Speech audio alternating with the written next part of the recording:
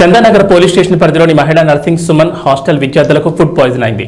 ఆదివారం హాస్టల్లో ఫుడ్ తిన్న విద్యార్థులు 50 మంది విద్యార్థులు వాంతులు విరేచనాలయ్యాయి. 50 మందిని స్థానిక హాస్పిటల్కు హాస్టల్ యాజమాన్యం తరలించారు. కాలేజీల వివరణ కోరగా మా దగ్గర ఎవరికి ఫుడ్ పాయిజన్ కాలేదంటూ యాజమాన్యం తప్పించుకుంది. వాటర్లో కల్తీ చేయడం వల్ల ఇలా జరిగిందని కాలేజ్ సిబ్బంది తెలిపారు.